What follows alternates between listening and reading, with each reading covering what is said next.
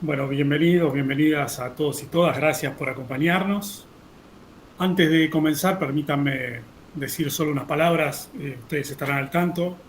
La situación de las universidades argentinas es delicada en términos presupuestarios, pero también lo es la realidad de los docentes, con salarios muy por detrás de los costos de vida, y lo mismo le pasa a los investigadores, y lo mismo puede extenderse y aún con más gravedad a los organismos de ciencia y tecnología.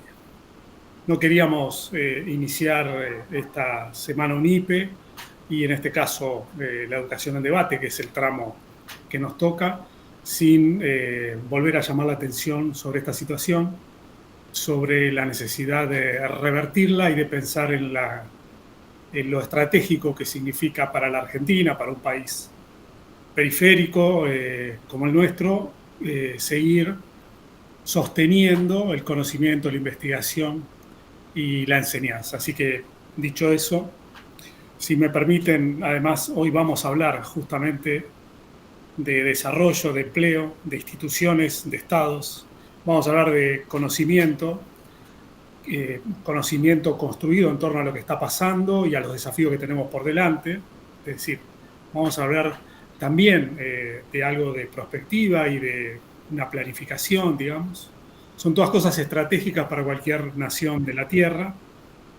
Y por lo tanto también vamos a tratar de, seguramente, hablar en esta mesa en particular de las posibilidades de construir algunas ideas comunes a partir de la diversidad que ofrece la región en la que está la Argentina, ¿no?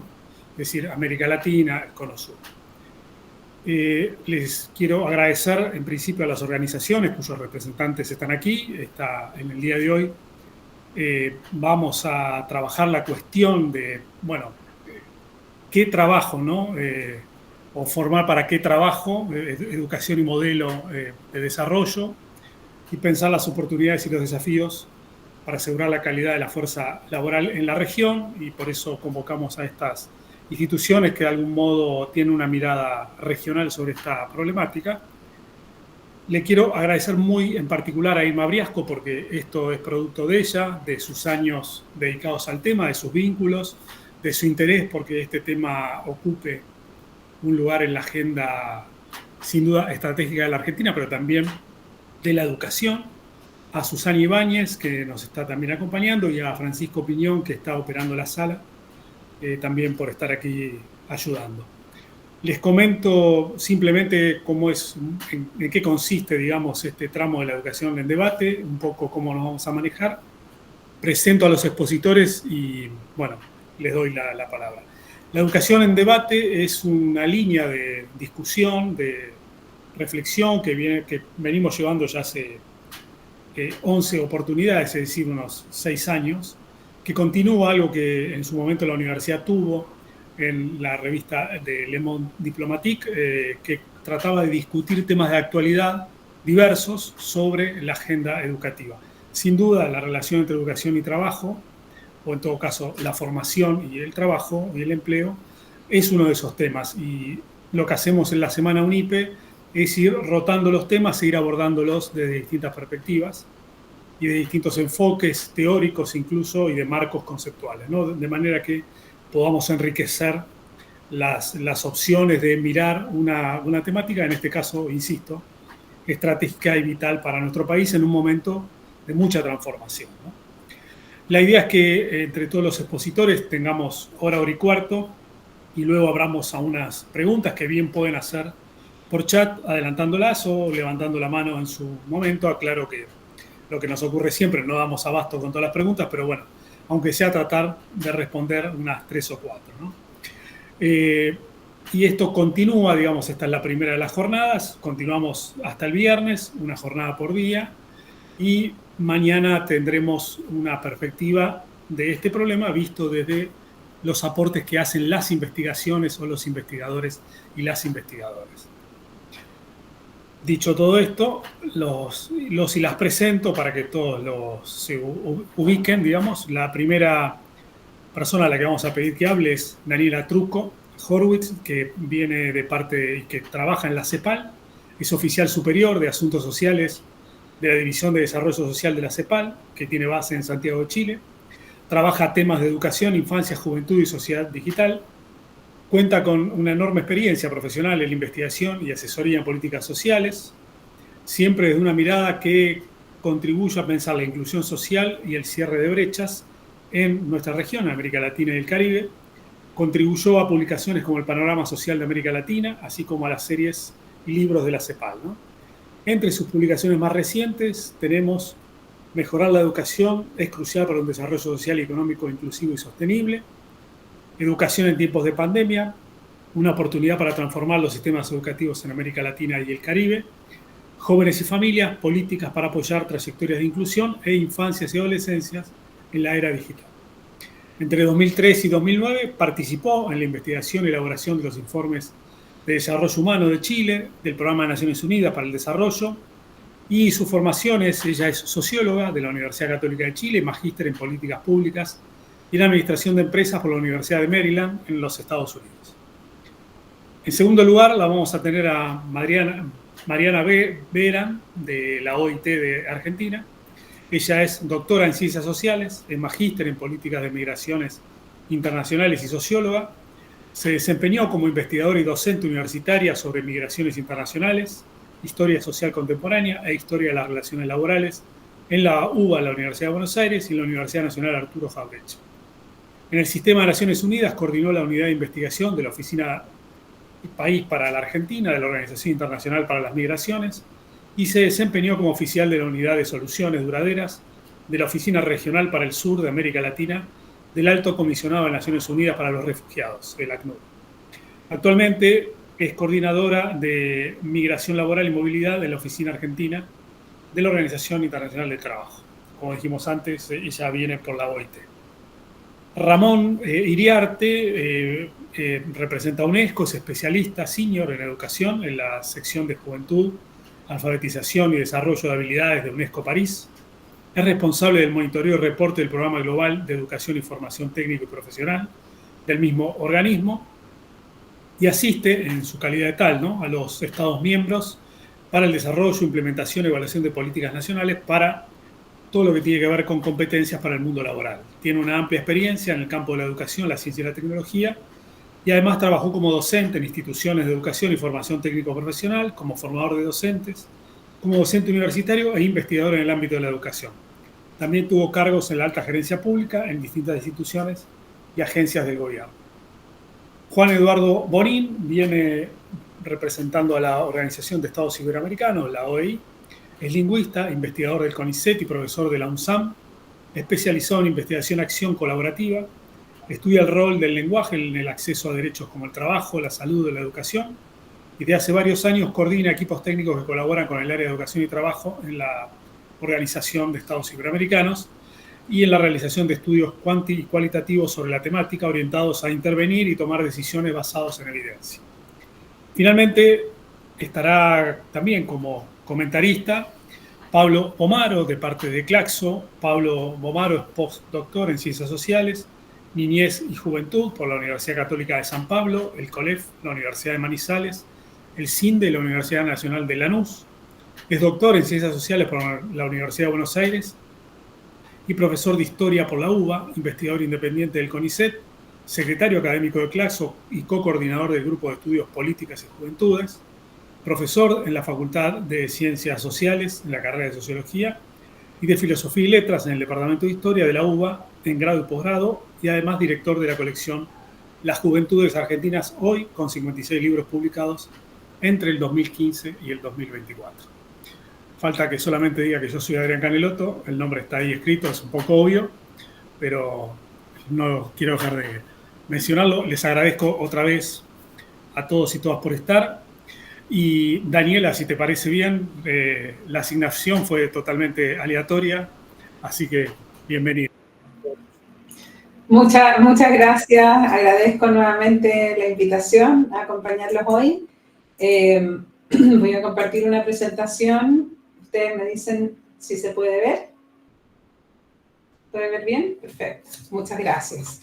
Bueno, yo voy a comenzar y está bueno que me hayan dejado a mí primero porque voy a empezar con un poco el contexto de América Latina y el Caribe en estos temas. Espérenme para irme a la presentación. No sé cómo avanzar aquí. Ahí sí. Se está viendo perfectamente, ¿eh? Perfecto.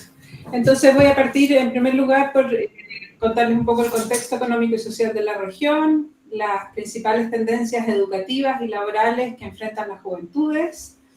Un tema esencial para la conversación de hoy que tiene que ver con el descalce de competencias en el contexto de los cambios y las transformaciones del mercado laboral y algunos lineamientos de política pública muy generales para el fortalecimiento de la educación y formación profesional que estamos viendo para América Latina y el Caribe. Entonces, partiendo por el contexto, contarles que la CEPAL viene planteando en los últimos años que la región de América Latina y el Caribe está enfrentando una crisis del modelo de desarrollo que se expresa en tres trampas principales, una de bajo crecimiento económico, una segunda de alta desigualdad y baja movilidad social, y una de bajas capacidades institucionales y de débil gobernanza. En el último estudio económico de la CEPAL, lanzado en agosto del año pasado, se indicaba que la región se mantiene estancada en una trampa de bajo crecimiento, acompañada de un mal desempeño de la inversión y una baja productividad laboral, a lo que se suma el poco espacio interno para implementar políticas macroeconómicas de reactivación en un contexto de incertidumbre global, como ustedes pueden ver en este gráfico. Durante la última década, los países de la región han crecido a una tasa de promedio de 0,9% entre 2015 y 2024, lo que es una cifra menor a la llamada década perdida de los 80, y no se esperan mejores noticias para este año que viene en esos términos. Por otra parte, la elevada desigualdad, la segunda trampa, condicionada por la matriz productiva que caracteriza a esta región en múltiples dimensiones, obstaculiza por varias razones el avance hacia un desarrollo sostenible. La desigualdad en la región es histórica, es estructural y de acuerdo con la medición del índice de Gini, en los últimos 30 años persiste como la región más desigual por ingresos del mundo, como ustedes pueden ver en la gráfica de la izquierda. A pesar de que los niveles de desigualdad del ingreso han disminuido en ese periodo, la región, entonces, como les digo, continúa teniendo la distribución del ingreso más concentrada a nivel mundial. La región también se caracteriza por un bajo nivel de movilidad social, es decir, una rigidez considerable en cuanto a la posibilidad de que las personas de los estratos más desfavorecidos alcancen un mayor nivel de bienestar, y ustedes pueden ver en el gráfico de la derecha, se presenta la información para 13 países, incluido Argentina, donde se aprecia una probabilidad considerablemente mayor de participar en el mercado laboral formal cuando aumenta la cantidad de años de educación. Entonces, esto demuestra que la educación es clave como palanca para el desarrollo social, inclusivo y sostenible. Es un derecho humano, lo sabemos, pero además, desde una perspectiva microeconómica, una población educada es clave para el aumento de la productividad de los trabajadores y empresas, así como la capacidad que tienen las economías para innovar y adaptarse a los cambios con creatividad. Desde una perspectiva más bien macroeconómica, la educación es una inversión, el activo más importante que tienen los países para activar los motores de crecimiento y desarrollo económico. Y desde una perspectiva de desarrollo social inclusivo, la educación es un derecho que permite incrementar los ingresos laborales, mejorar la inclusión social y facilitar la movilidad social, apoyando las estrategias de desarrollo de la pobreza y de reducción de la desigualdad, así como el ejercicio de la ciudadanía. ¿Cuáles son las principales tendencias educativas en los últimos años en la región y también laborales? Vemos que durante el siglo XXI hubo un aumento muy importante en las cifras de acceso y también de conclusión de cada nivel educativo. También sabemos que los países hicieron esfuerzos normativos en incluir la obligatoriedad de la educación secundaria, al menos de la secundaria inferior, y muchos la extendieron también a la educación secundaria completa, como es el caso de la Argentina. Pero a pesar de esos significativos avances, vemos que todavía tenemos temas importantes de progresión y conclusión, especialmente en el nivel secundario y marcados por la desigualdad. En la región también se observan resultados educativos menores a los esperados dado el nivel de desarrollo económico. Estas son tendencias generales, pero ya antes de la pandemia veíamos que los países de América Latina experimentaban importantes déficits de aprendizaje, medidos en parte por las pruebas estandarizadas, que son un termómetro que no miden toda la calidad de la educación, pero también ilustran aquellos resultados en competencias básicas. Y vemos que en esta gráfica que concentra países de la región que participan en la prueba PISA, donde se miden resultados en capacidades cognitivas básicas, en este caso matemáticas, comparado con los países de la OCDE, vemos que en una tendencia se esperaría que para el nivel de desarrollo hubiera mejores resultados, y en promedio todos los países de América Latina están por debajo de la línea comparado con los países más desarrollados. En términos de su inclusión laboral, vemos que hay importantes obstáculos para la inclusión laboral de las juventudes. En general presentan mayores tasas de desempleo. Ustedes pueden ver en esta gráfica las tasas de ocupación y de desocupación de los jóvenes versus los adultos, y vemos que las tasas de desempleo son 3 veces más altas que las de los adultos. Entre los jóvenes también sabemos que hay importantes brechas de género. Una de cada 4 personas jóvenes entre 18 y 24 años en la región no estudia ni trabaja remuneradamente, y entre ellos más del 70% son mujeres que en realidad están dedicadas al trabajo de cuidado, Sabemos que enfrentan mayores tiempos para encontrar trabajo y salarios, por supuesto, más bajos que los de los adultos. En un estudio reciente que publicamos en conjunto con la Fundación Ayuda en Acción, se hizo un análisis prospectivo del empleo juvenil hacia 2030. Sabemos que en 2022 la juventud trabajaba mayormente como asalariado, como empleado. La mayor parte de los jóvenes se encuentra en la región del sector servicios, ocupación que ha aumentado casi 10 puntos desde el 2001 al 2022, y 1 de cada 4 jóvenes son trabajadores calificados como obreros sin calificación, pero esta categoría ocupacional ha decrecido en los últimos años.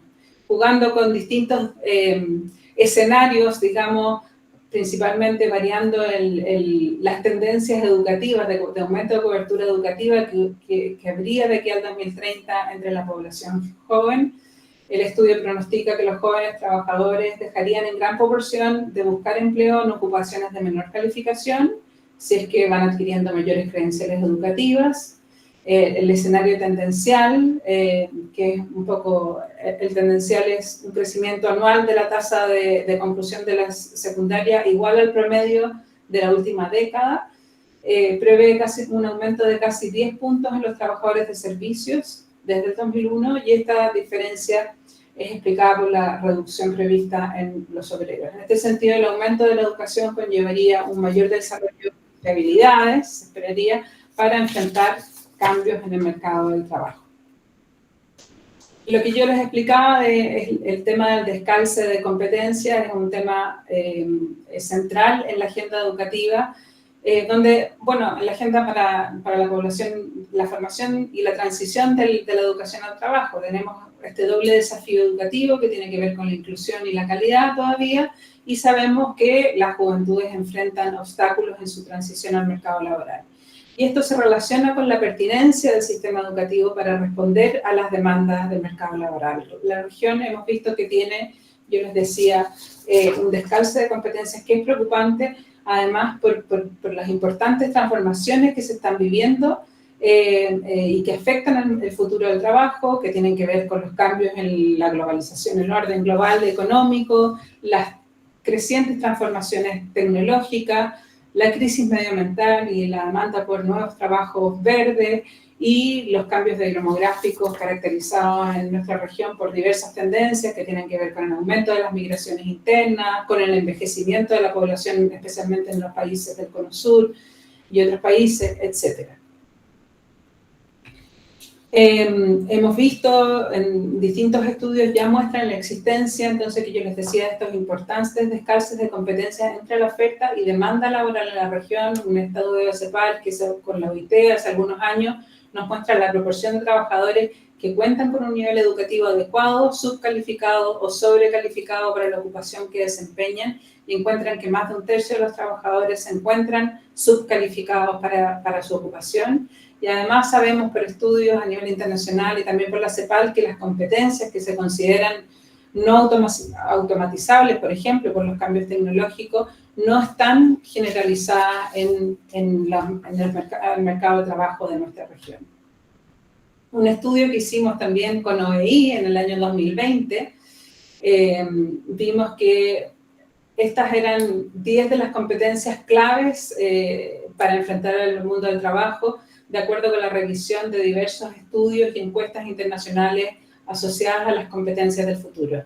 Entre ellas se encuentran la capacidad de aprendizaje, que tiene que ver con la concentración, organización, perseverancia, la capacidad de adaptabilidad y la tecnología, el pensamiento computacional, entre otras.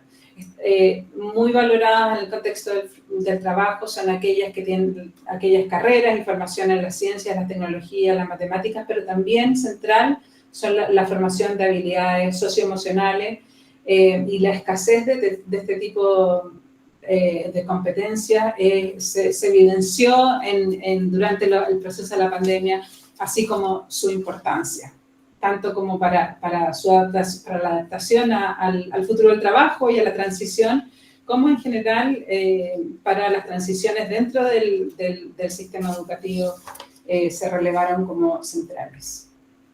Ya pasando al final de mi presentación, a pesar entonces de los avances, en síntesis de los avances en las últimas décadas, vemos que la región arrastra deudas importantes en inclusión y en resultados educativos, y estamos viendo los siguientes lineamientos en términos del fortalecimiento de la transición hacia el mercado laboral. Por una parte, es importante identificar cuáles son las competencias y habilidades que se demandan desde el mercado laboral, determinar la existencia y magnitud del desajuste de habilidades, a fin de fundamentar las decisiones de los trabajadores, las empresas y aquellos que proveen formación y educación en los países. La integración más institucionalizada de los sistemas educativos, formativos con el mundo laboral, en este sentido, es central a través de mecanismos como los sistemas de aprendizaje dual, una colaboración pública-privada, alineación del sistema de desarrollo de habilidades con las estrategias de crecimiento y transformación productiva de los países.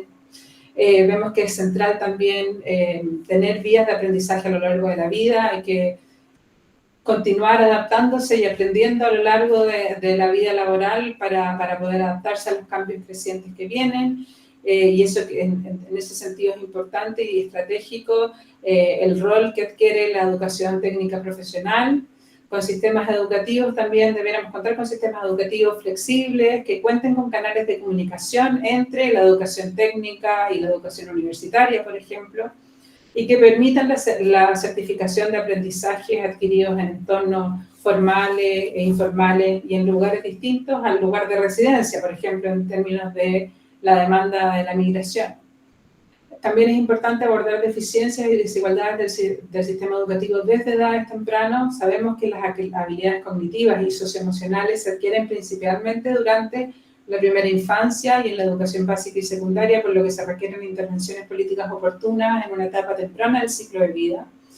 Bueno, el foco de desarrollo en competencia y implementar también políticas de acción afirmativa para combatir y reducir las desigualdades tan importantes que marcan nuestra región en distintos niveles.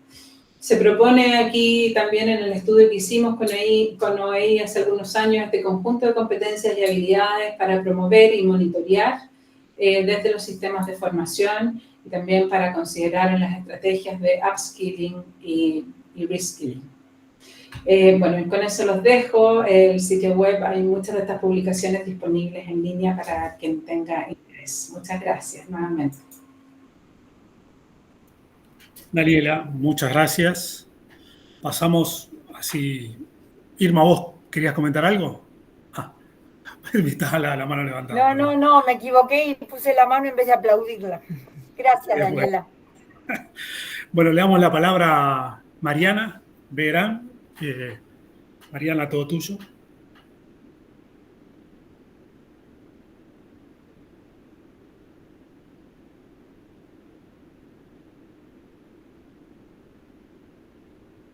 Mariana, se ve la publicación perfectamente, pero no... Sí, disculpen, ahora vuelvo a compartir. Las dos cosas parece que no estoy pudiendo. Ahí va. Compartir PowerPoint. ¿Qué tal? Buenas tardes. ¿Cómo están? Un gusto saludarlos a todos y a todas. Muchísimas gracias a Adrián, Irma y a toda la universidad por la invitación a la OIT a participar en este encuentro. Ahí se ve, ¿verdad? Bien la presentación. Perfecto. Me dicen, por favor, sí. Si... Y ahí sí paso, ven, ¿verdad? Exactamente, sí. Perfecto. Bueno, como les comentaba recién Adrián, yo coordino la unidad de migración laboral y movilidad de la oficina de la OIT en Argentina, y en ese marco estoy implementando desde el año 2022 un proyecto regional que es el proyecto Lazos, que apunta a incrementar las oportunidades de acceso al trabajo decente para las personas migrantes y refugiadas en 4 países: en Colombia, en República Dominicana, en Perú y en Argentina. Y como justamente la formación profesional, la certificación de competencias son entendidas por la OIT como vías esenciales para incrementar estas oportunidades del trabajo decente, es que estamos trabajando entonces en distintas iniciativas en los países de la región para fortalecer los sistemas de formación profesional y los procesos de certificación de competencias. Voy a compartir entonces hoy con ustedes algunas de esas acciones, actividades y procesos en los que estamos involucrados desde OIT a través de este proyecto. Para comenzar, quería compartir con ustedes esta filmina en donde ustedes pueden ver algunos de los flujos, ¿no?, de migrantes y refugiados en la región de América Latina y el Caribe. Como ustedes pueden ver, se trata de un panorama complejo, ¿no?, en donde se ha ido incrementando exponencialmente en los últimos 10 años la migración y el desplazamiento forzado en la región. El 5.3% de las personas migrantes internacionales a nivel global viven en América Latina y el Caribe. Esta es la región con mayor crecimiento de la migración. En los últimos 15 años pasó de 7 millones a 15 millones, y esto claramente se ha incrementado sobre todo a partir del desplazamiento de personas venezolanas en la región, que al día de hoy suman más de 8 millones de personas que han salido de Venezuela, sobre todo a partir del año 2015. Y cuando uno habla sobre migración internacional, sobre migración internacional, no sobre desplazamiento forzado, históricamente la migración ha sido asociada o ha estado asociada a la búsqueda de una oportunidad laboral, de un mayor ingreso, de mejores condiciones laborales, sí han sido grandes motivadores de la migración. Pero en los últimos años lo que vemos entonces es que esa histórica movilidad humana se ve complementada también por un incremento bastante importante de desplazamientos forzados, ¿no? Es decir, de personas que han huido de sus países de origen por distintos conflictos en donde corría peligro su vida. Estoy hablando a nivel de toda la región, ¿sí?, de América Latina y el Caribe. Entonces también pensar soluciones en términos de integración socioeconómica, de acceso al trabajo decente para estas poblaciones desplazadas supone también desafíos adicionales, ¿sí?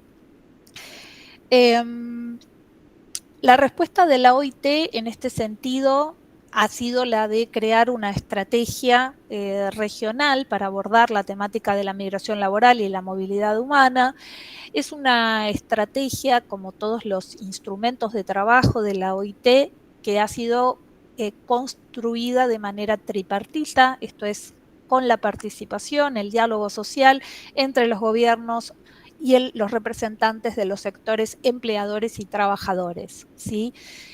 Básicamente esta estrategia cubre 5 áreas temáticas de la migración, lo que es la gobernanza de la migración laboral, el fomento de la contratación equitativa, el acceso al empleo y la mejora de las condiciones de trabajo. En cuarto lugar, justamente la formación y la certificación de competencias y el reconocimiento mutuo de esos procesos de certificación, y la protección social y la cohesión social. Entonces, claramente, la temática de la formación es una dimensión, un eje central, ¿no?, de esta respuesta de la OIT a este incremento también de migrantes y de personas refugiadas en la región de América Latina y el Caribe.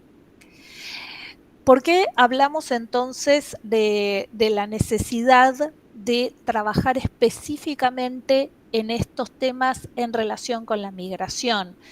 En primer lugar, porque la mayor parte de diagnósticos que se han hecho sobre la temática, sobre la inserción, el acceso a la formación profesional y a la certificación de competencias para las personas migrantes y refugiadas, nos dicen que en general, desde la demanda, ¿sí?, muchas veces, desde la demanda de estos servicios, ¿sí?, muchas veces encontramos que las personas migrantes o refugiadas o solicitantes de asilo carecen de documentación que pueda acreditar su formación previa, ¿no?, o su experiencia laboral.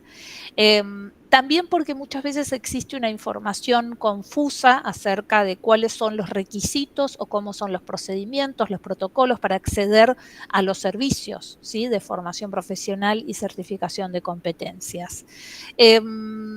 También justamente por la situación de vulnerabilidad en la que se encuentran las personas migrantes y refugiadas cuando llegan a los países de destino, sobre todo cuando forman parte de desplazamientos masivos de personas, muchas veces cuentan con poco tiempo para participar y culminar procesos formativos, programas formativos.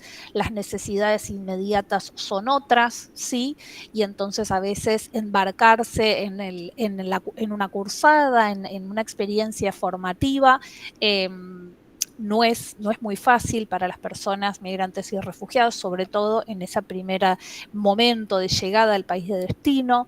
Esta situación, por supuesto, es más desafiante aún para las mujeres, que en el caso de las mujeres migrantes, por supuesto, también enfrentan una carga desproporcionada de cuidados, ¿sí?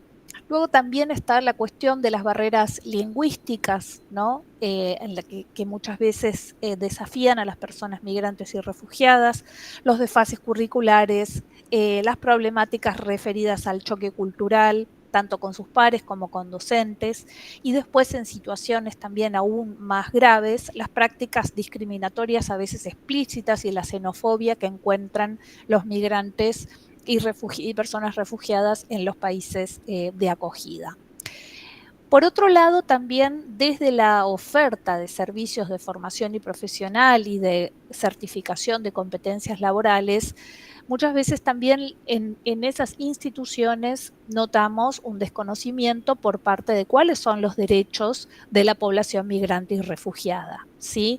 Hay desinformación, y esto lo digo también en un contexto en donde sabemos que, por ejemplo, frente al desplazamiento de personas venezolanas, los países de la región han implementado distintos mecanismos, ¿no?, para facilitar los procesos de regularización migratoria, y pese a esos esfuerzos existe muchas veces desconocimiento por parte de las instituciones, de todas las instituciones, acerca de cuáles son efectivamente los derechos de esa población. Por supuesto, todavía esas situaciones son más adversas cuando los propios migrantes desconocen sus derechos, ¿no? O cuando, como veíamos en la filmina anterior, eso se superpone con barreras lingüísticas y con otros desafíos que pueden encontrar esas personas. Desinformación también sobre cuál es efectivamente entonces la documentación migratoria para acceder, por ejemplo, a un servicio, a un derecho, ¿no?, para acceder a la educación, a la formación profesional o incluso para certificar sus competencias. También la ausencia de servicios complementarios que son esenciales para que las personas en situación de vulnerabilidad, como por ejemplo la población migrante y refugiada, pueda acceder a estos servicios, como la conectividad, el transporte, los cuidados también, por supuesto. Por otra parte, también otras cuestiones que por supuesto no solamente van a tener un efecto sobre la población migrante, que tiene que ver con la baja identificación de las necesidades de formación profesional y la ausencia también de mecanismos de reconocimiento mutuo de certificación de competencias laborales. Entonces, claramente estas brechas suponen enormes desafíos para que la formación profesional y los procesos de certificación de competencia se traduzcan en opciones que incrementen el acceso a las oportunidades de trabajo decente para migrantes y refugiados. ¿Qué es lo que hemos venido haciendo en estos últimos 3 años en algunos de los países de la región? En Argentina, por ejemplo, hemos venido construyendo acciones de formación con la Fundación WOCRACY, con la Unión Obrera de la Construcción de la República Argentina, y allí hemos estado realizando servicios de fortalecimiento de la prestación de servicios de formación profesional en distintos centros de la Fundación WOCRA, en la Ciudad de Buenos Aires, también en Bariloche y en Neuquén. Las jornadas de capacitación forman parte esencial de este proceso de fortalecimiento y allí estamos trabajando en 2 líneas. Por un lado, en lo que es la difusión, el conocimiento por parte de docentes, de autoridades educativas acerca de cuál es la normativa nacional sobre migraciones y asilo en la Argentina, cuáles son los derechos que asisten a las personas migrantes y refugiadas y solicitantes de asilo en este país. Y por otro lado, también fomentando experiencias pedagógicas desde una perspectiva intercultural, favoreciendo también el intercambio de buenas prácticas con otros centros de formación profesional de la región.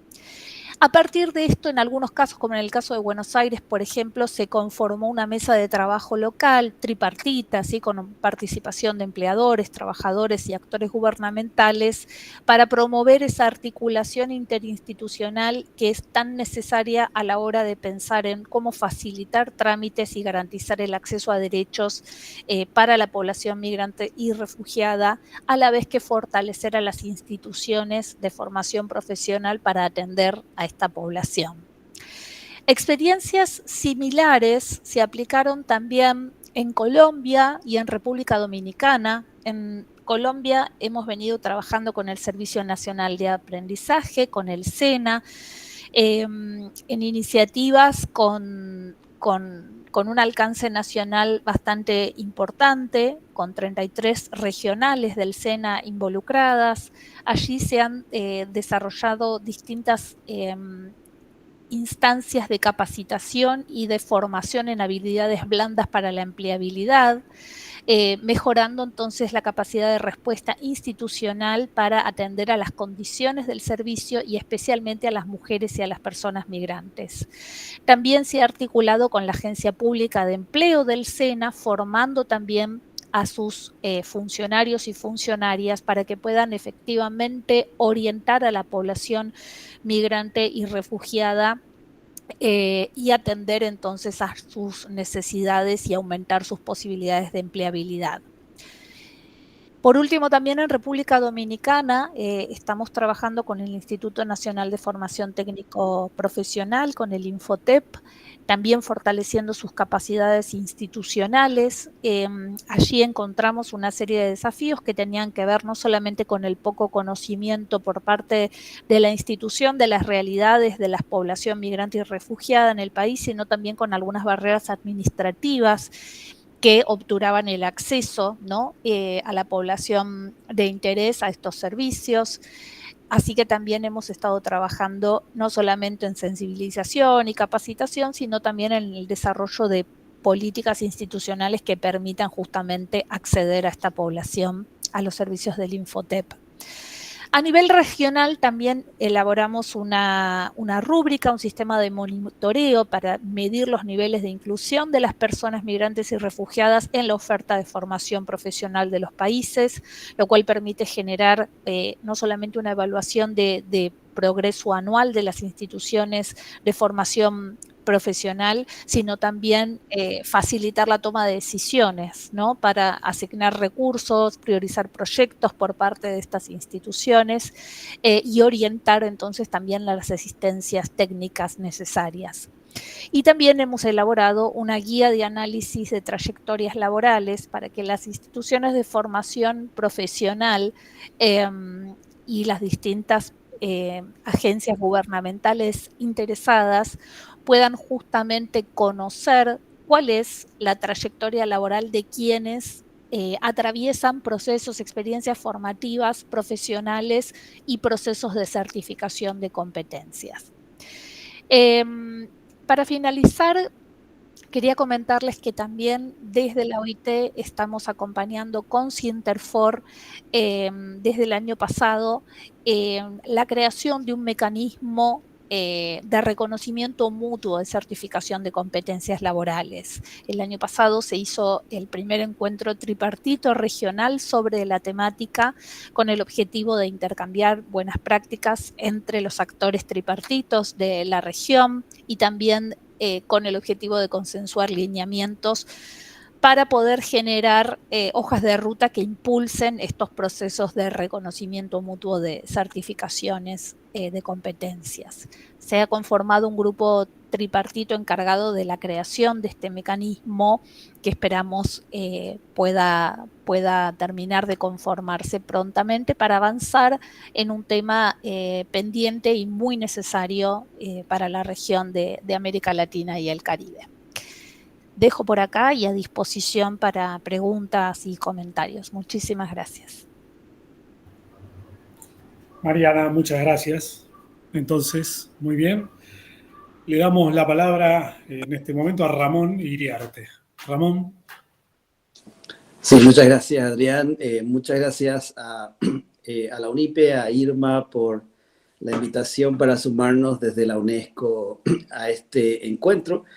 Voy a compartir también una breve presentación para contarles el trabajo de la UNESCO en el ámbito de la educación y la formación técnico-profesional y sobre todo algunas reflexiones que hemos encontrado a partir de este trabajo.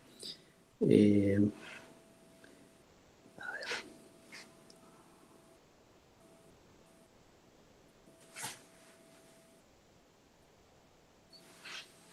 Ahí me decís, Adrián, si se ve la presentación. Se ve perfecto, sí, sí. Perfecto, muchas gracias. Bien, quiero comenzar con esta diapositiva que es un poco un resumen de lo que nosotros hemos encontrado a nivel regional en los distintos análisis. Hemos hecho varios trabajos de asistencia técnica para el diseño de políticas educativas en el ámbito de la formación técnico-profesional. Y bueno, a partir de este trabajo nos ha permitido hacer un análisis comparativo de cuáles son los principales desafíos que tienen los distintos países de la región. Y mirando estos distintos documentos de política, yo he tomado estos 5 aspectos, digamos, que aparecen de manera recurrente en las distintas políticas educativas en los países de la región. Uno de los elementos clave es esta desconexión entre la educación y el mercado laboral, sobre todo en lo que ocurre a nivel de la educación técnica formal. Y esto es un tema bastante estudiado en el campo de la formación técnica en cuanto a las causas del por qué se genera esta desconexión. Pero también tiene un impacto en lo que hablaba Daniela hace un momento del descalce de las competencias, digamos, porque al producirse esta desconexión, naturalmente es muy difícil que los egresados del proceso de formación puedan adquirir las competencias que el mercado laboral espera. Por otro lado, la brecha tecnológica, y esto tiene que ver no solamente con lo digital, digamos, con la conexión a Internet, con las computadoras, sino también con toda la tecnología que está asociada a tipos de formación que hacen un intenso uso de infraestructura, de equipamiento tecnológico, en distintas especialidades de formación, en mecánica, en automotriz, en electricidad.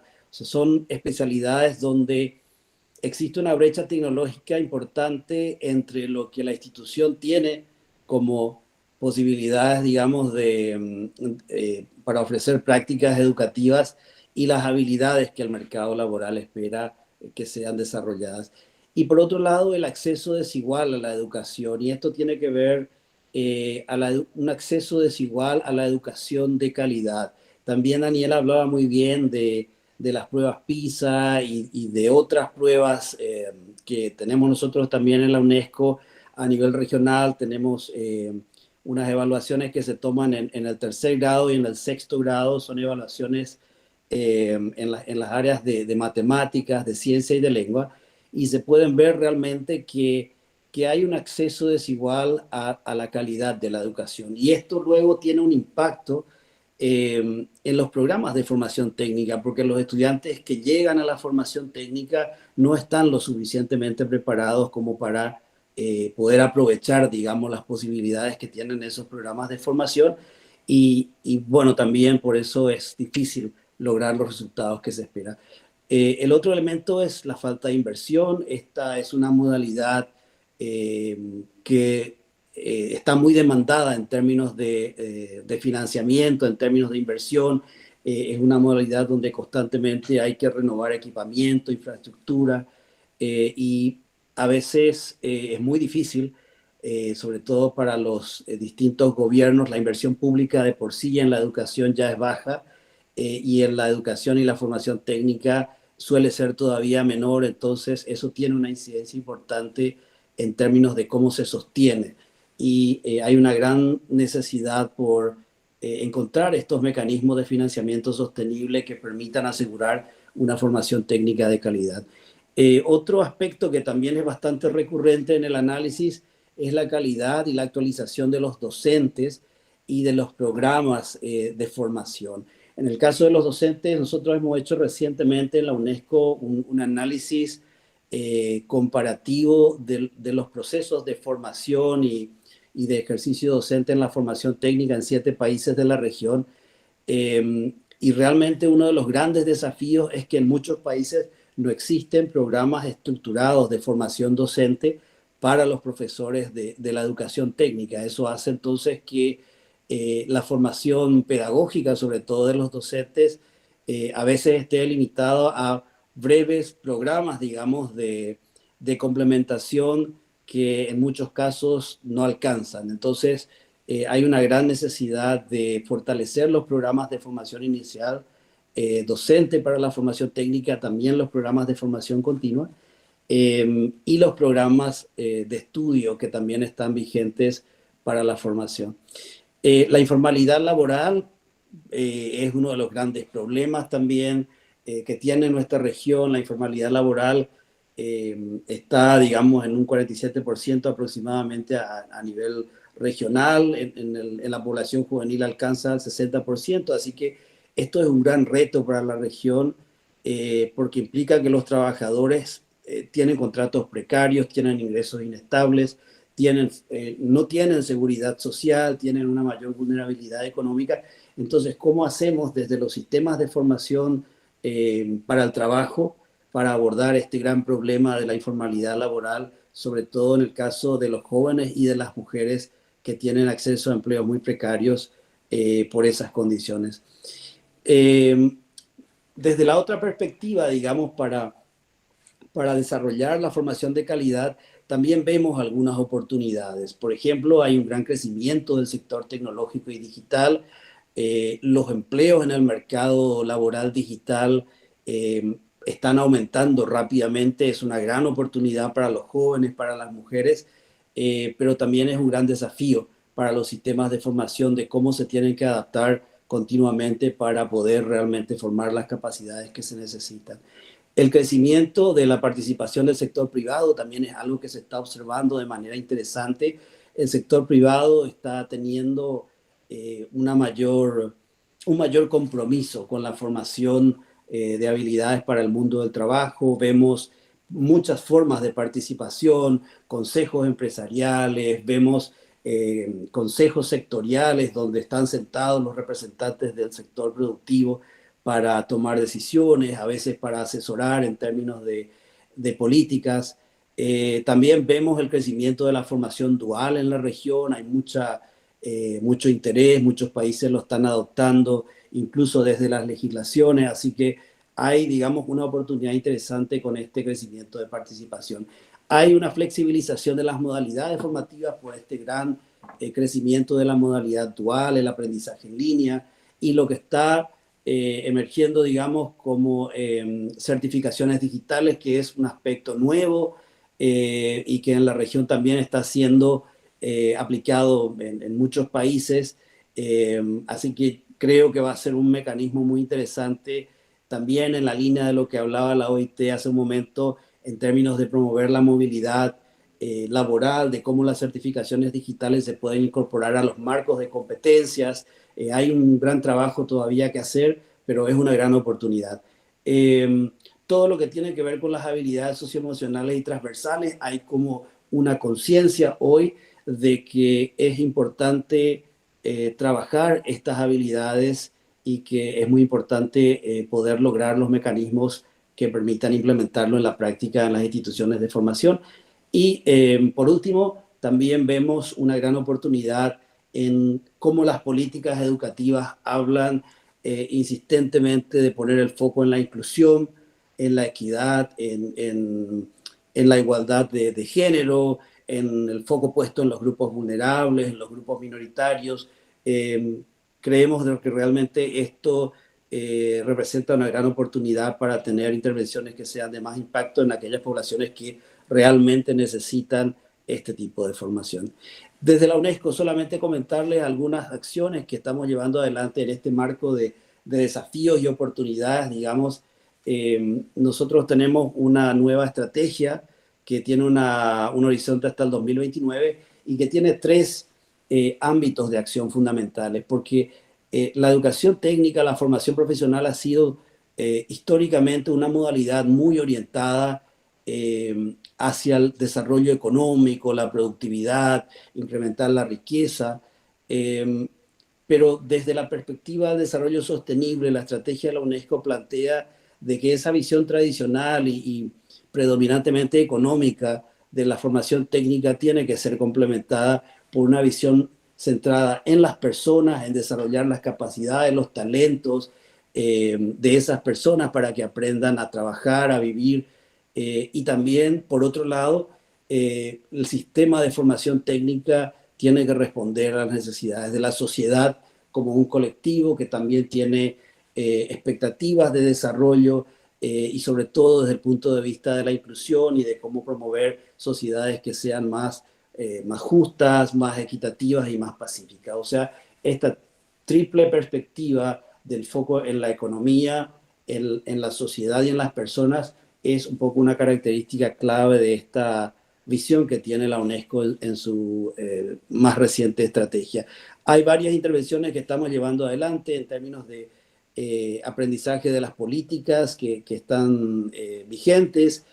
Hacemos mucho trabajo de recolección de datos y esto, digamos, quiero mencionarlo porque realmente una de las grandes debilidades que tiene la formación técnica en la región es la recolección de datos. Tenemos muy pocos datos disponibles, las estadísticas educativas son muy limitadas, el estudio de docentes que hemos hecho recientemente ha sido muy difícil porque no hay datos, digamos, a veces publicados en los ministerios, ya sea de educación o trabajo, sobre los docentes, sobre las características que tienen.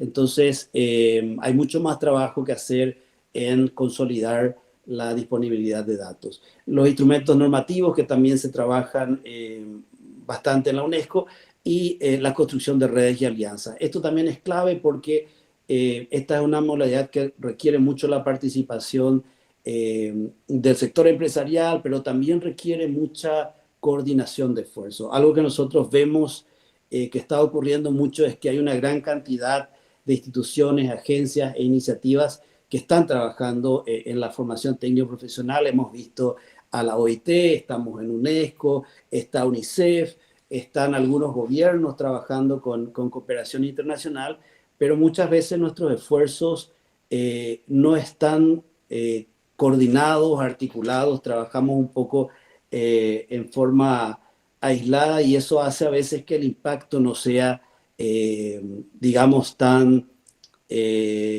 potente como podría serlo si construimos mayores sinergias. Por eso algo que estamos nosotros abogando en la UNESCO es el sentarnos a la mesa y el poder discutir agendas regionales con distintas agencias, con distintas organizaciones, con distintos gobiernos que cooperan en la región. Hay mucha cooperación todavía de Alemania, hay cooperación de Suecia, de Noruega, de Japón, de Corea, y necesitamos de alguna manera construir estos principios para poder lograr de que la cooperación internacional también tenga un mayor impacto en el ámbito de la educación e información técnica.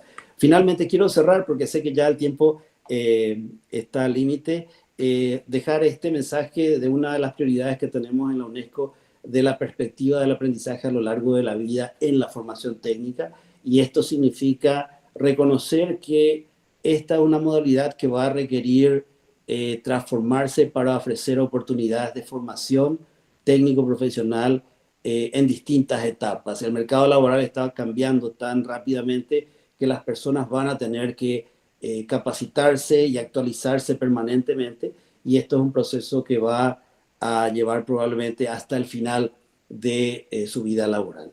Así que con esto quiero cerrar mi presentación y bueno, quedo abierto después para cualquier pregunta que pueda surgir al respecto. Muchas gracias. Ramón, muchas gracias. Muy clarito. Ahí le damos la palabra a Juan Eduardo Bonín y luego los comentarios de Pablo Gomar. Bueno, buenas tardes. Muchas gracias por la invitación. Ante todo, quiero excusar a Luis Escaso, el director de hoy en Argentina, que le surgió un inconveniente últimamente y no pudo participar.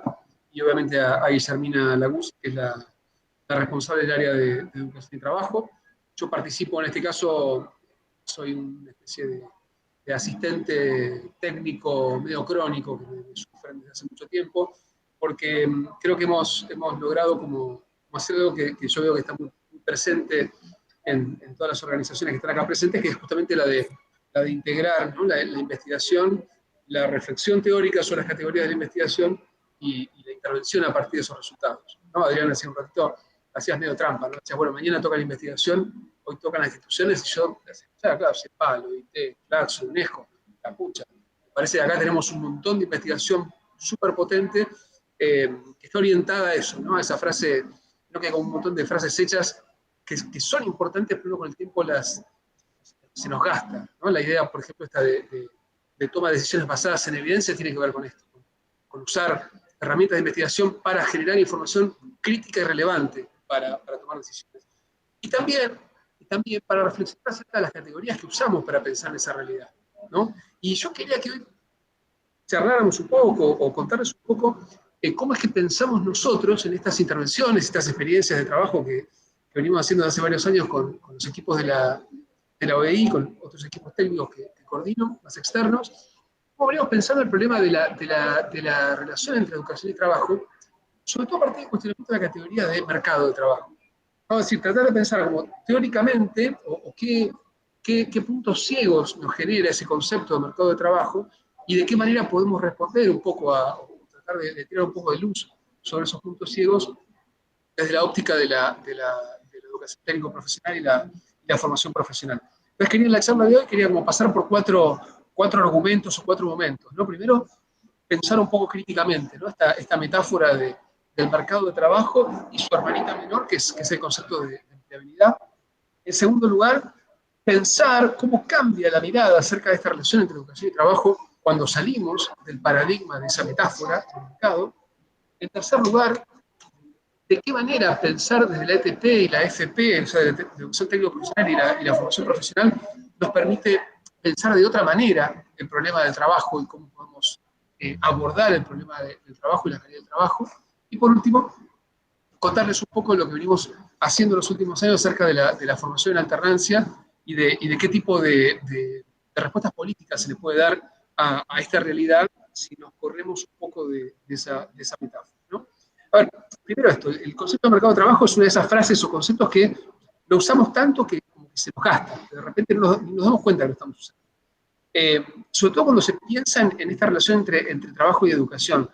Generalmente, desde esta perspectiva, el éxito o el fracaso de las políticas educativas en general, pero especialmente en ETP o en formación profesional, es según el éxito, o sea, según que los egresados puedan, entre comillas, insertarse en el mercado de trabajo, ¿no? Es decir, la medida última del éxito de las políticas de educación desde el punto de vista del mercado de trabajo es la capacidad de generar empleabilidad, es decir, de generar un conjunto de competencias que sean atractivas dentro de un mercado. Y acá donde viene un poco esta mirada más económica de la cual hablaba Ramón hace un ratito, que es el mercado está pensado como una especie de lugar neutral en el cual llega gente, ¿no? Entonces llega uno, por ejemplo, una persona que sabe hacer pozos, llega un agricultor que necesita que hagan pozos, se ponen de acuerdo, le dice, bueno, te voy a pagar tanto, ¿te sirve? Sí, me sirve, bárbaro. Visto de esta perspectiva, este es un elemento interesantísimo, se piensa desde la perspectiva del mercado de trabajo que el trabajador es el que ofrece su empleabilidad, el que ofrece sus competencias, y el empleador, el agricultor, es el que demanda. Esto es interesantísimo porque cuando uno va a la práctica concreta de búsqueda de trabajo, generalmente es al revés.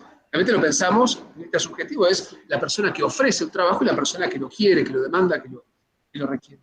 Claro, el concepto de empleabilidad, ¿dónde viene? Viene en la capacidad de que estos excavadores de pozos puedan ser contratados para realizar pozos cada vez más distintos. Es decir, una persona que, además de hacer pozos en tierra, sabe hacer pozos en piedra, va a ser más empleable que una persona que solamente lo puede hacer en uno de esos lugares.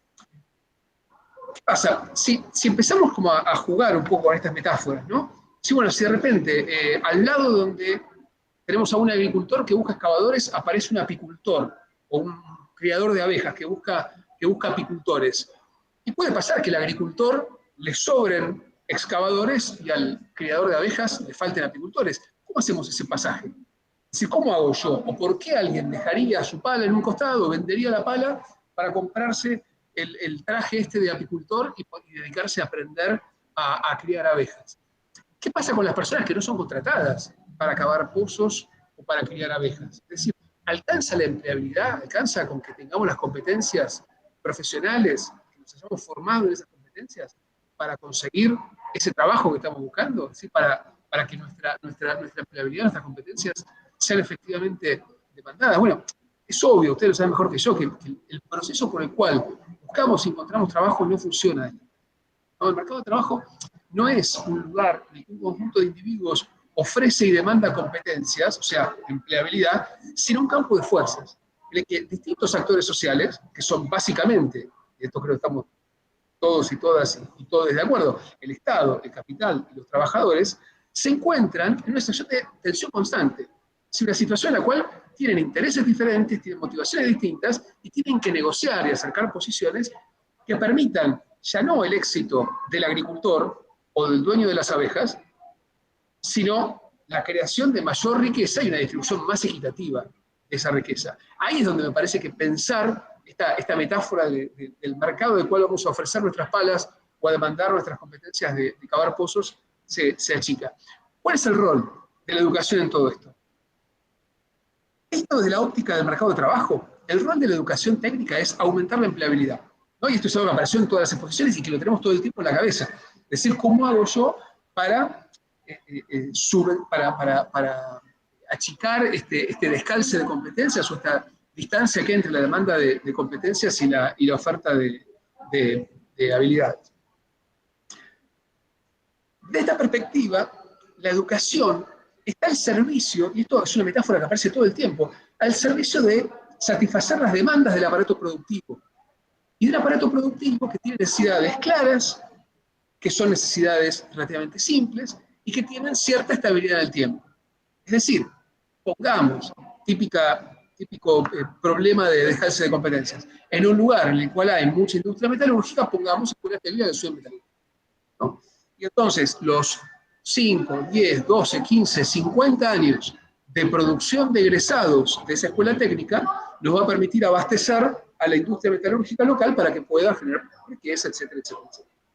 Esta función de la educación técnica fue cumplida de manera relativamente exitosa durante muchas décadas, ¿no? El modelo es el egresado de TP que aprendió a trabajar en la escuela, a los pocos años entró en relación de dependencia en un taller y aplicó sus conocimientos por décadas, cada tanto aprendía a manejar una máquina nueva, a usar una técnica distinta, hasta jubilarse.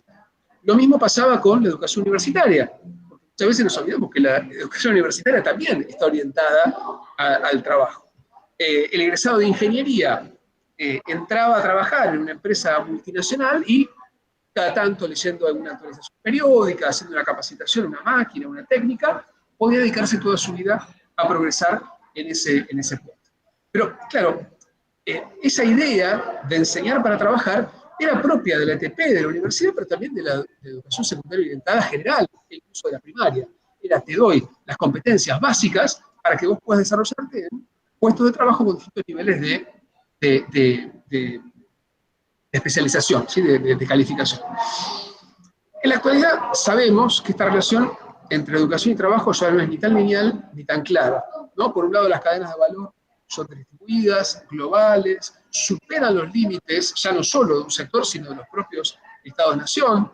Los actores del capital y del trabajo ya no son individuos, hace rato que no son, sino que son actores colectivos, sindicatos, cámaras, con agendas, tradiciones y políticas e ideologías propias y que tienen cada vez más peso.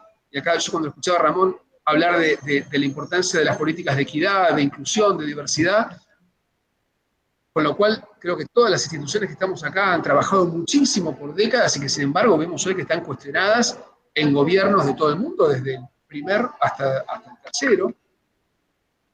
Y por último vemos que los Estados-nación no son entidades aisladas, sino que forman parte de organizaciones multilaterales que facilitan la formulación de políticas públicas, que permiten integrar y dinamizar estas cadenas, pero que también expresan estos lugares de tensión y de disputa entre estas fuerzas que a nivel global han adquirido un giro, me parece, en los últimos tiempos que no esperábamos, o que me parece que no esperábamos del mismo modo. La educación general y la educación técnico-profesional en particular son lugar clave para pensar y proponer nuevas formas de articulación entre estos actores y sus agendas. Y por eso es que me parece importante dejar de costado o no quedarnos solamente con esta metáfora del mercado de trabajo, sino empezar a pensarlo otra vez como un campo tripartito de relaciones de fuerza donde los gobiernos, sindicatos y las empresas pueden acordar, planificar propósitos de mediano y largo plazo. En términos educativos, creo que ya muchos y muchas de ustedes ya lo dijeron varias veces, qué es lo que no está funcionando, ¿no? Es decir, encontramos una fuerte desconexión entre los perfiles de egresados y egresadas del sistema educativo formal y las demandas del sector productivo. Esta idea de la demanda de parte del mercado de trabajo es interesantísimo. En Argentina, por muchos años, tuvimos una encuesta, que era la encuesta de demanda laboral insatisfecha, que se discontinuó hace más de 10 años, y ahora el dato que tenemos, o por lo menos el que circula con mayor potencia y actualización, es el de Manpower Group, una empresa internacional de recursos humanos que tiene un título muy subjetivo, que es la encuesta de escasez de talento. Es decir, es una forma de pensar al mercado desde el punto de vista justamente de los actores productivos, ¿no? De los actores empleadores, que dicen cosas que ustedes seguramente ya sabrán. El 68% de las empresas en Argentina tuvieron dificultades para encontrar trabajadores y trabajadoras con las competencias demandadas o las competencias que esperaban, lo cual, desde un punto de vista, uno dice, bueno, 68% es un número muy alto, es una fuerte escasez de talento, pero no está tan mal, porque en el promedio de 42 países que toman la encuesta, es del 74%. Es decir, no estamos tan mal en esa demanda insatisfecha. Ahora, cuando vemos cuáles son los países que tienen mayores dificultades para cubrir puestos de trabajo, encontramos que el primero es Alemania, con el 86%.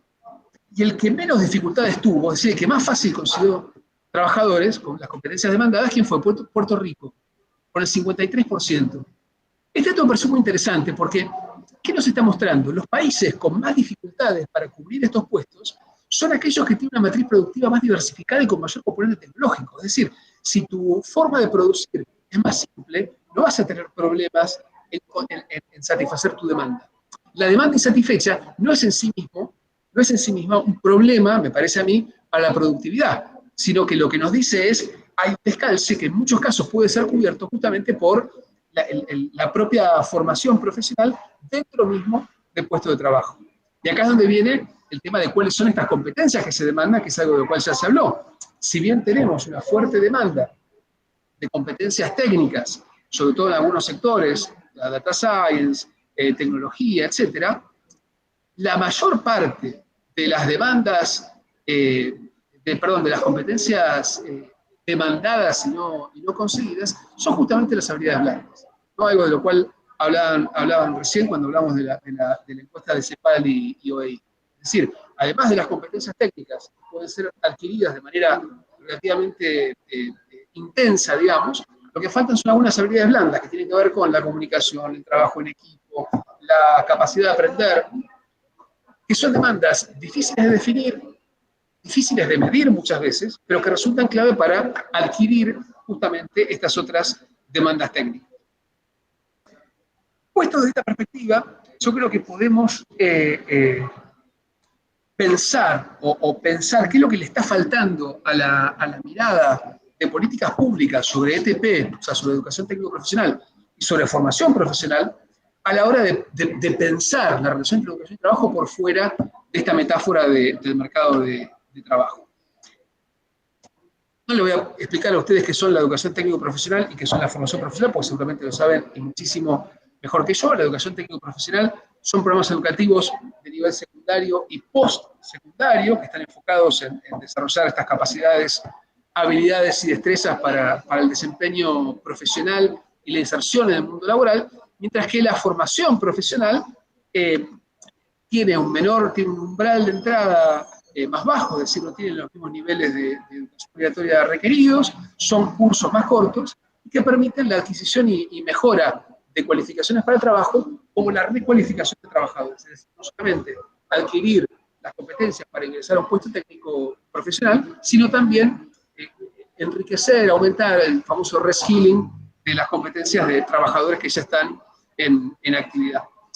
Tanto el ETP como sobre todo la formación profesional son actividades que, desde el punto de vista cuantitativo, suelen ser muy difíciles de medir, y de hecho cuando uno busca estadísticas, las estadísticas siempre son muy raras acerca de educación técnica y de formación profesional, porque medimos lo que los sistemas nacionales de estadística nos permiten medir, y nos permiten medir cosas distintas, y muchas veces no se hacen la misma pregunta que hacemos nosotros, con lo cual las fuentes que nos dan información un poco más profunda suelen ser fuentes cualitativas.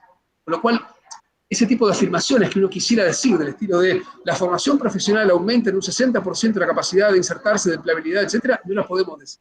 Lamentablemente no tenemos datos que nos permitan comparar y construir ese tipo de enunciado. Pero sí vemos, desde el punto de vista cualitativo y del trabajo de investigación más situado, que los espacios, las instituciones, tanto de ETP como de FP, son clave en la articulación con el sistema educativo y el mundo de la producción.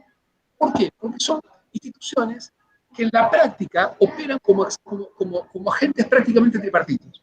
Operan como agentes que tienen cierto tipo de regulación y de gobernanza, de administración estatal o que rinde cuentas al campo estatal, pero en el cual todo el tiempo se genera esta superposición entre el sector empleador local, el sector de capital, que busca perfiles o que pide calificaciones o que busca o que acerca propuestas, y un sector trabajador, muchas veces del campo de los sindicatos, que busca la manera de responder a esas demandas, no porque obedezca a una política a largo plazo o necesariamente a una línea política estratégica, sino porque es la manera que tiene de resolver a nivel local problemas locales, de esto que, justo desde un punto de vista más macro, llamaríamos la empleabilidad. En concreto, hace algunos años, en una investigación que hacíamos con el sindicato de metalmecánica, el director de uno de los FP me decía, mirá, a mí se me acercaron hace 2 años los dueños, los responsables de algunas empresas zonales que me decían, nos están empezando a llegar vehículos con motor eléctrico y no tenemos manera de tratarlos, de conseguir cómo cambiar los repuestos, de hacer los servicios, capacitate en esto. Y entonces esos lugares, en este tipo de interacciones que son muy micro y muy locales, permiten dinamizar esa relación entre el sector público y privado que muchas veces, visto de lo macro, no se entienden o no se observan, ¿sí? Lo mismo la relación que hay o la demanda que hay de parte de la falta de conocimiento mutuo entre centros de formación y empleadores en algunos sectores, donde podemos tener centros de formación de un área y empleadores del mismo sector económico que sin embargo no saben que comparten los mismos 50 kilómetros cuadrados, y entonces eso lleva a un montón de problemas a la hora del dinamismo, digamos, laboral de esas empresas que, otra vez, se convencen de la escasez de talento cuando en realidad lo que está faltando ahí son espacios de articulación y de conocimiento mutuo. Entonces, yo creo que por eso es que el lugar de la ETP y el lugar de la FP son clave para pensar esta articulación entre educación y trabajo, ya no desde un punto de vista del mercado laboral como este lugar donde los individuos se juntan y venden o intercambian una mercancía llamada empleabilidad, sino como este campo tripartito de relaciones políticas. Pero para eso creo que es necesario superar algunos prejuicios que, sobre todo desde el punto de vista de los asesores de políticas y otros actores relevantes, siguen persistiendo acerca de la educación técnica y la formación profesional. Por un lado, uno de los grandes prejuicios que hay, que todos los datos nos muestran que no es así, es la idea de que la educación técnica es una educación para sectores bajos y que la educación orientada y la universidad son para sectores medios y altos.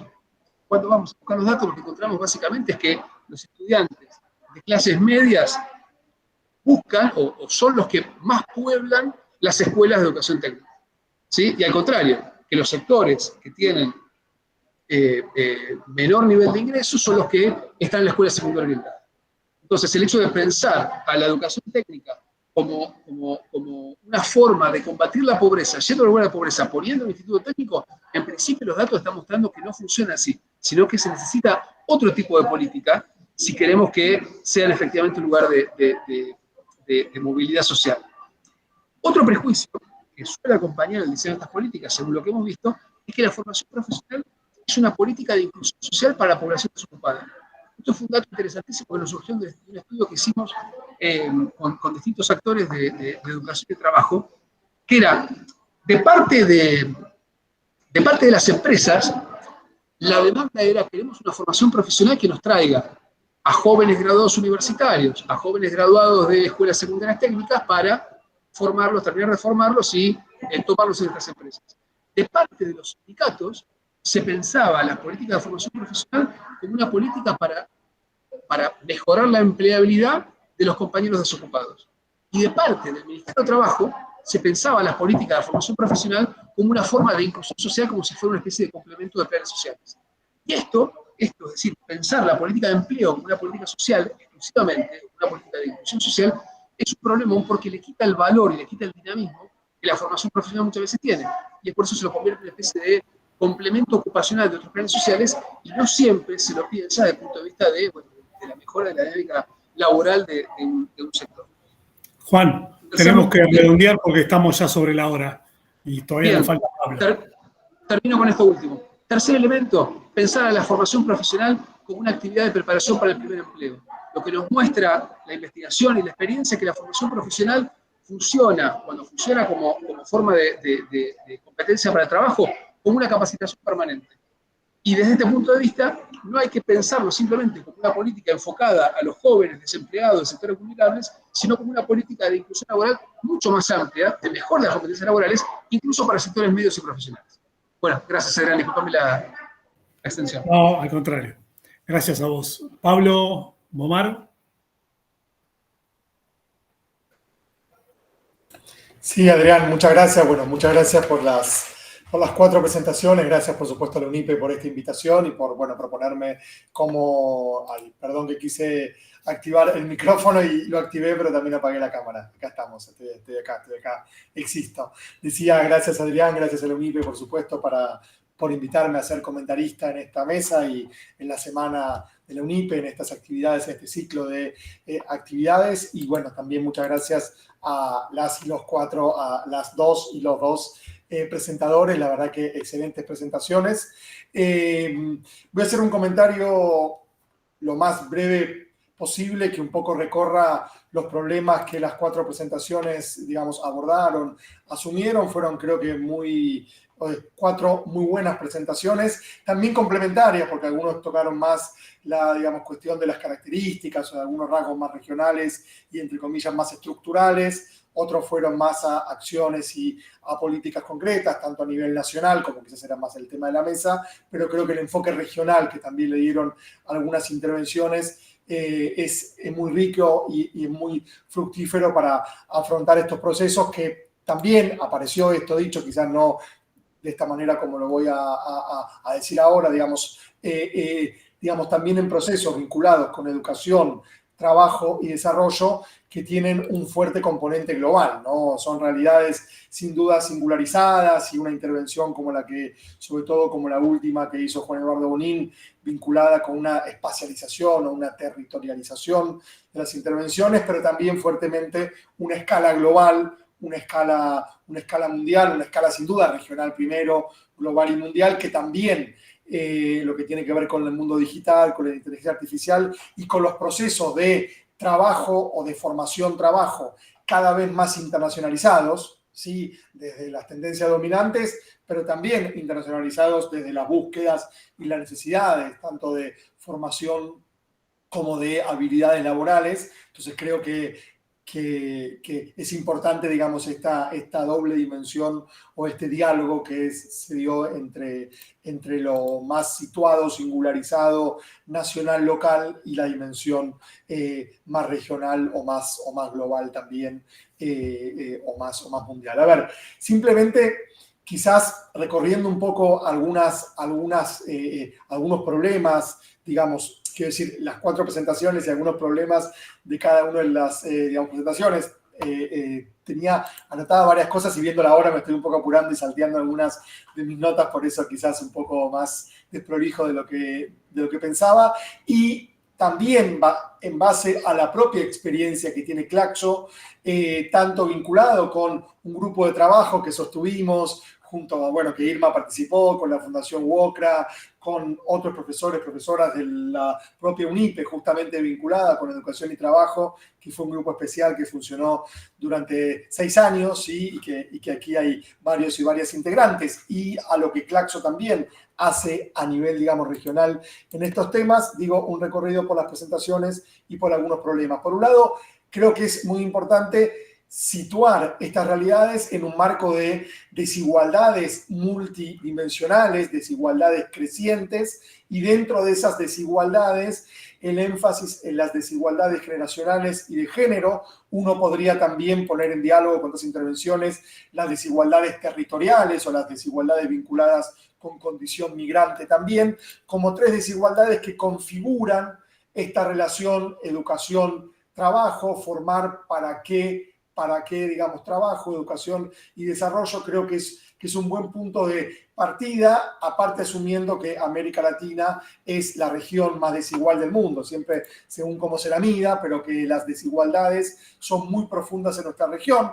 No es la región más pobre, aunque tenemos uno de los países más pobres, que es Haití, dentro de América Latina y del Caribe, pero sin duda las desigualdades como trama, o sea, como multidimensionalidad, como tejido de desigualdades superpuestas, articuladas, justamente entramadas. Y en este campo, las desigualdades generacionales creo que son muy importantes, justamente pensando en el aumento de las desigualdades entre las y los jóvenes o entre las juventudes, y cómo pensar esta relación educación-trabajo, formar para qué trabajo, tiene que ver también con formar para contrarrestar desigualdades multidimensionales, y en este caso estaba esta propuesta de acciones afirmativas justamente como una vía de contrarrestar desigualdades crecientes, desigualdades múltiples que también la pandemia reconfiguró, con desigualdades persistentes que perviven desde antes de la pandemia y con desigualdades emergentes que se configuraron en la virtualización laboral y en la virtualización educativa justamente de los últimos años. Y nombro a la pandemia, que no apareció tanto, apareció un poco en algunas intervenciones, pero no tan fuerte, porque fue hace solo 3 años o 4 años, ¿no? Que en un enfoque de ciclo de vida justamente es un tiempo muy corto para descartar totalmente ese fenómeno que fue en muchos aspectos bisagra y que creo que hay que visitarlo mucho más de lo que lo estamos visitando en general. No hablo de estas 4 intervenciones o de esta mesa, sino de espacios académicos o de reflexión, digamos, académico-política, digamos, en general. Y ahí hay un tema que lo uno con la segunda presentación, que tiene que ver con el reconocimiento de las diversas certificaciones, porque sin duda hablar de educación-trabajo en términos también de derechos para personas migrantes, ¿sí?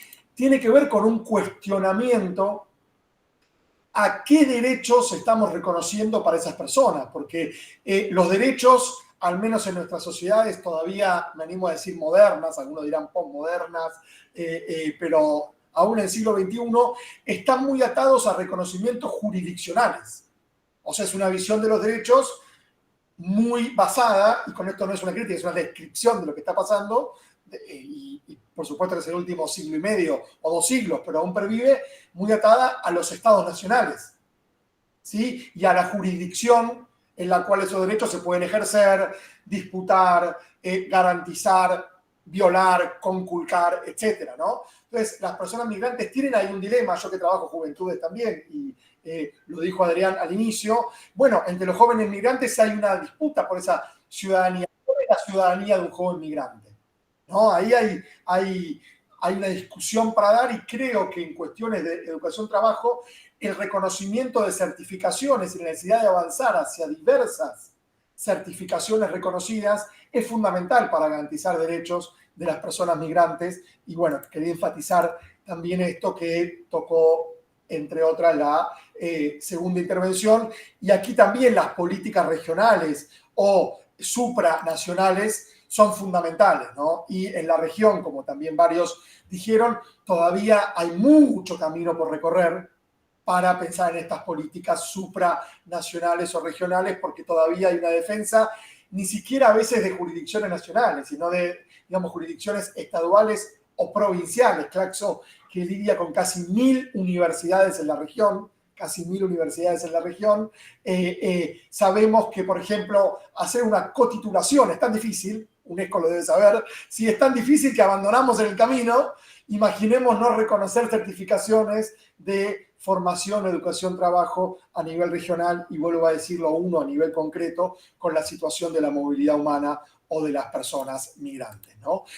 Avanzando, es importante también poder pensar, digamos, cómo evaluamos esto de la medición, ¿sí? Es decir, cómo medimos o cómo mensuramos, ¿sí? La medición de la calidad de las propuestas en general educativas o de formación para el trabajo. Porque aquí se habló de PISA y de otras pruebas y de otros rankings. Bueno, Claxo tiene una posición sumamente crítica de digamos, analizar o desagregar la metodología con que esas pruebas o esos rankings o esos índices son construidos. Y ahí creo que en una realidad situada, latinoamericana y caribeña, justamente espacializada y territorializada, es necesario avanzar hacia otros instrumentos u otras estrategias, inclusive de medición. Y bueno, a las intervenciones tocaron este tema, yo avanzaría un poco hacia eso. El enfoque DEI es una guía, porque sin duda estas pruebas tienen poco de enfoque de diversidad, equidad, inclusión, sino que son más bien pruebas competitivas y excluyentes, ¿sí? Que nos muestran quién está incluido en la calidad y quién está excluido, pero que nos dan pocas rutas de aprendizaje. Son más bien a veces evaluaciones sancionatorias más que procesuales, resultadistas más que procesuales, y sancionatorias más que de aprendizaje, de experiencias o de compartir estrategias. Bueno, simplemente lo menciono porque estamos diciendo con Adrián que había poco tiempo y no me quiero exceder mucho en los comentarios. Un elemento más que me parece interesante es la dimensión que yo lo mencioné con la pandemia, con la virtualización, pero sin duda digital, ¿no? Que estuvo sobrevolado unas intervenciones, quizás no con la fuerza que creo que podríamos pensar, no solamente por la plataformización o por lo que tiene que ver con el trabajo en el mundo digital y las economías de plataforma, que también es un desafío para la formación, para el trabajo, para realidades, yo que vuelvo a decir, yo que trabajo con, digamos, juventudes, quizás como sesgo, digo, bueno, estas aspiraciones de muchas juventudes o de algunos segmentos de las generaciones actuales de, por ejemplo, digamos, tener un éxito que es igual a éxito económico y el éxito igualado a éxito económico, es decir, no éxito como desplegar talentos, capacidades, ¿sí? Sino éxito como éxito económico inmediato, aquí y ahora, y el éxito igualado a éxito económico y asimilado a un éxito inmediato, aquí y ahora, conseguido, por ejemplo, con criptomonedas o con el mercado de valores o de finanzas o de acciones, siendo trader, usando un anglicismo, ¿sí? O siendo influencer, youtuber, tiktokero, instagramer o lo que fuera. Bueno, ¿qué formación requieren esas juventudes? Es una pregunta que nos desafía, porque como profesor universitario también, aquí estamos en la UNIPE, parte del desinterés, no es el único, del desinterés fomentado, por supuesto, de las corrientes dominantes hegemónicas, ¿no? De las actuales juventudes por algunas carreras universitarias, tiene que ver con que no sienten que les interpelen en esta formación de éxito inmediato, económico, instantáneo que están buscando. Es decir, ¿cuál es la carrera para aprender a ser Instagramer? ¿Cuál es la carrera para aprender a minar criptomonedas? ¿Sí? Casi que no existe, digamos, o está construyéndose. Entonces, esa formación nos desafía y, por lo tanto, incorporar la dimensión digital en este sentido, creo que es muy importante, vuelvo a decir, por la plataformización, por lo aspiracional, por el interés y las búsquedas de las nuevas generaciones. Y cierro este comentario, que es un poco abruptamente, también recorriendo temas de la última intervención, que tiene que ver con... discúlpenme un segundo que estoy teniendo acá porque yo le decía a Adrián que me había programado a las 7:30 para otra actividad pensando que esto iba a terminar puntual y por supuesto que nunca sucede eso. Discúlpenme medio segundo y pido muchas disculpas por la desprolijidad, pero estoy queriendo avisar en la próxima reunión que estoy ahí, digamos, llegando. Perdonen, decía entonces, discúlpenme, vuelvo una vez más, que un poco recorriendo y ya cerrando, porque yo mismo me estoy quedando sin tiempo, este breve comentario, en los últimos problemas, en las últimas intervenciones que estábamos planteando, ¿sí? También lo que tiene que ver con esto que planteaba Juan Eduardo de cuestionar algunas nociones, ¿no? Y acá me parece interesante porque cuestionar una noción que parece que es estructurante de nuestro campo, que es la del mercado de trabajo, y una noción un poco más nueva, digo, nueva históricamente, que tiene varias décadas, pero que es más nueva, de empleabilidad. Que trabajando con juventudes, por ejemplo, esta noción de empleabilidad es muy poco potente, o sea, es muy poco productiva, es muy poco efectiva, porque, digamos, las juventudes no es que les faltan las habilidades para ser empleable en lo que el campo de fuerzas o el mercado laboral demanda, sino que lo que están disputando son las condiciones de ese mercado laboral y las oportunidades que el mercado laboral les brinda. Ahí también lo que Daniela planteaba, muchas mujeres que aparecen como niños o como desempleadas, en realidad son mujeres cuidadoras.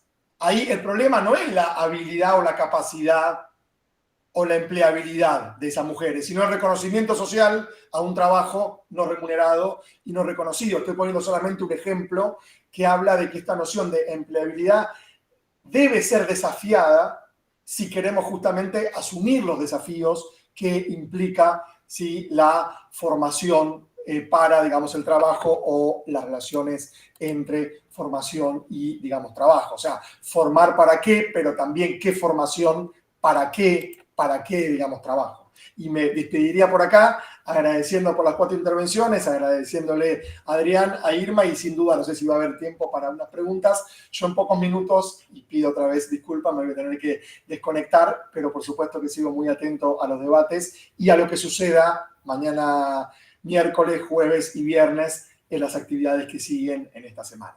Muchas gracias. Pablo, muchísimas gracias. Bueno, estamos sobre el tiempo, no tenemos ninguna consulta. Yo optaría por cerrar, si les parece. Irma, te dejo a vos ese momento. Muy bueno.